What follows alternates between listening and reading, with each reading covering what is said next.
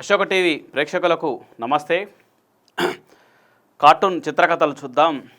ఒక కార్టూన్ 1000 పదాలకు సమానం.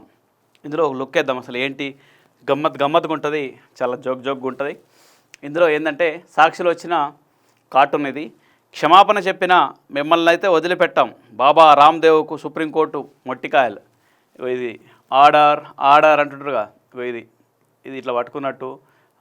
ఇది సుప్రీంకోర్టుకు సంబంధించిన ఉంటుందిగా, బెంచ్ మీద ఇట్లా మొట్టికాయలు వేసినట్టు సుప్రీంకోర్టు ఈ విధంగా మొట్టికాయలు వేసినట్టు. ఎవరికి? బాబా రామ్దేవ్.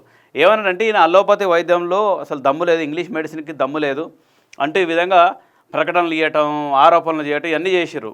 ఒకసారి చెప్పింది, రెండుసార్లు చెప్పింది కోర్టు మాత్రం. అయినా కానీ ఈయన అట్లా ఇంటలేడు. ఇక దాంతో ఆయన ఏం చెప్పిండంటే, ఒకసారి మళ్ళీ కోర్టుకు రావాలంటే వచ్చేసి కోర్టుకు క్షమాపణ చెప్పిండు, సారీ అని చెప్పిండు. మీ సారీలు ఎవరు కావాలంటూ ఈ విధంగా మొట్టికాయలు వేసింది కోర్టు. ఇది దానికి సంబంధించిన అంశంగా చెప్పుకోవచ్చు. సుప్రీంకోర్టు బాబా రామ్దేవ్కి ఇచ్చినాక మొట్టికాయలు అన్నట్టు అట్లా. ఇదొకటి చూడొచ్చు. మన కేసీఆర్ ఏమంటుండో, ఇది దిశలో వచ్చినట్టుగా కార్టూన్, ఇది దిశ పేపర్లో వచ్చిన కార్టూన్. ఆయన ఏమన్నాడు, సర్కారు పడిపోతుంది, ఎప్పుడు ఉంటుందో తెలియదు, ఎప్పుడు ఊడిపోతుందో తెలియదు అంటూ కేసీఆర్ చెప్పిండు. కేసీఆర్ చెప్తే కేసీఆర్ వ్యూహాలు రచిస్తున్నారు కేసీఆర్. అయితే ఇక్కడ బీఆర్ఎస్ కార్యకర్తలు ఏమనుకుంటారు, గుసగుసలు ఆడుకుంటున్నారు. సర్కారు ఏడాదైనా ఉంటుందో లేదో అని కేసీఆర్ చెప్తే, సర్కారు సంగతి సరే కానీ ముందు ఎన్నికల తర్వాత మన పార్టీ ఉంటుందట వాని అన్న, ఉంటుందట వానే మన పార్టీ. ఏమో కేసీఆర్ ఏమో సర్కారు ఉండదంటుండే, అసలు మన పార్టీ ఉంటుందా అని. ఎందుకంటే ఆ కోమటిరెడ్డి వెంకరెడ్డి వాళ్ళు ఏమో 30 మంది పోతారు, 25 మంది పోతారు, 26 మంది అంటూ వాళ్ళు చెప్తున్నారు. అసలు ఏందే కథ ఏందని గుసగుసలు ఆడుతున్నారు. మన పరిస్థితి ఏంది, మనం ఏమన్నా దారి చూసుకోవాలన్నా ఏందన్నట్టు గుసగుసలు ఆడుతున్నట్టు దీని అర్థం ఉందన్నట్టు. ఈ కార్టూన్ అర్థం ఆ విధంగా ఉందని చెప్పుకోవచ్చు. నెక్స్ట్ ఇది ఆంధ్రప్రభలో వచ్చినట్టుగా కథనం. ఈ వడగాళ్ళు భరించలేను బాబోయ్ అంటే ఎండలు మాత్రం దంచుకొడుతున్నాయి.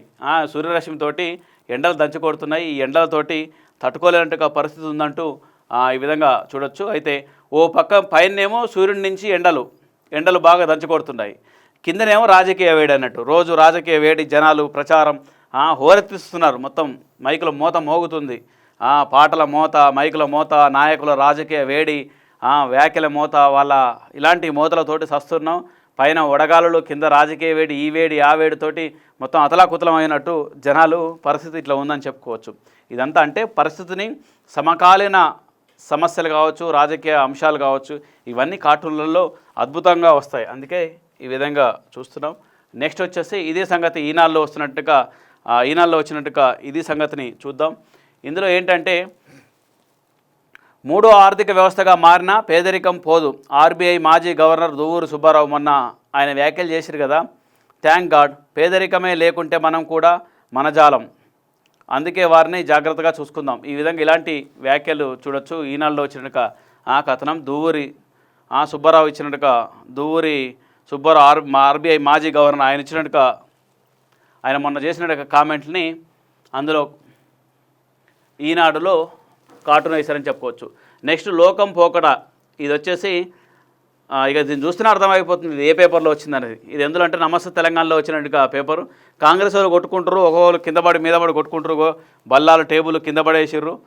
దీంతో వీళ్ళు ఒక్కొక్కరు గల్లాలు పట్టుకొని కొట్టుకుంటున్నారు. ఈయన గల్ల ఆయన గల్ల ఈయన, ఈ విధంగా గల్లాలు పట్టుకొని కొట్టుకుంటున్నారు. వెనక ఇంకోటి ఉరుకొస్తుండ్రు కట్టెలేసుకొని. ఈ విధంగా చూడవచ్చు. ఎన్నికల ప్రచారంలో కాంగ్రెస్ నాయకులు ఇలా ఉంది, బగ్గుమన్న వర్గ విభేదాలు, పోరాట పడడం అంటే. అయితే ఈ కాంగ్రెస్ నేతలు కూడా ఏమంటున్నారంటే, ఈ పక్క బాగానే దంచుకొట్టుకుంటున్నారు, బాగానే ఉంది, పోరాట పటిమ చూపించమన్నది, పోరాట పటిమ చూపించాలి కాంగ్రెస్ అని ఈ కాంగ్రెస్ నేతలు, పెద్ద నేతలు చెప్తున్నారు కదా. దాంతో వీళ్ళు కొట్టుకుంటున్నారు అన్నట్టు. పోరాట పటిమ అంటే ఇది కాదురా నాయన, ఇట్లా కొట్టుకోవడం కాదు, ఇది కాదు, మనం చూపించాలన్నది పోరాట పటిమ అనేది మనలో మనం కాదయ్యా, పోరాట పటిమ చూపించమన్నది వేరే పార్టీల మీద, వేరే అంశాల మీద చూపించాలంటూ ఈ విధంగా ఉందని చెప్పుకోవచ్చు ఈ కార్టూన్. ఇది వివిధ పేపర్లో వచ్చినట్టుగా కార్టూన్లో చిత్రకథలు ఉంటాయి. ఒక కార్టూన్ 1000 పదాలకు సమానం. అందుకే దీంట్లో కూడా మీరు కూడా పేపర్ చదివేటప్పుడు కార్టూన్ల మీద ఒక లుక్ వేస్తే చాలా అందులో రకరకాల అర్థాలు ఉంటాయి, రకరకాలుగా ఉంటాయని చెప్పుకోవచ్చు. అందులో చాలా గమ్మత్తుగా ఉంటాయి. ఆ గమ్మత్తులన్నీ చూసి ఎంజాయ్ చేయొచ్చు. ఇది కార్టూన్లో వచ్చిన చిత్రకథలు. Thank you.